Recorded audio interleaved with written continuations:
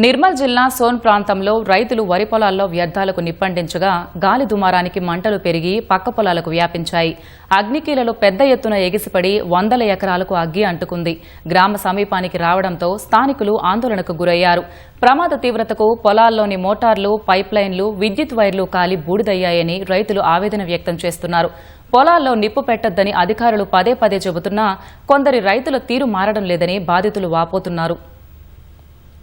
తెలియని వ్యక్తులు పంట పొలాల్లో అగ్గి పెట్టినట్టున్నారు. మొత్తం సోన్ గ్రామం దగ్గర వరకు వచ్చేసి దాదాపు 500-600 ఎకరాల వరకు వరి కోతలు అయిపోయినాయి కాబట్టి రైతులకు ఎక్కువ నష్టం జరగలేదు. పైపులు, బోర్లు, వైర్లు, కేసింగ్ పైపులు రైతులందరూ చాలా నష్టపోయినారు. ప్రభుత్వాలు గాని శాస్త్రవేత్తలు గాని వరి కొయ్యలకు నిప్పు పెట్టొద్దని ఎంత చెప్పినా గానీ రైతులలో ఇంకా కొంచెం అవగాహన వస్తలేదు. పెట్టుకున్న రైతు మంచిగా ఉంటాడచ్చు కానీ మిగతా రైతులకు నష్టం జరుగుతున్నది. అగ్గి పెట్టే రైతు మిగతా రైతుల గురించి కూడా ఆలోచించేసి ఇటువంటి సంఘటనలు జరగకుండా చూడాలని చెప్పేసి సమాజానికి తెలియజేస్తున్నాను, మా గ్రామానికి కూడా తెలియజేస్తున్నాను.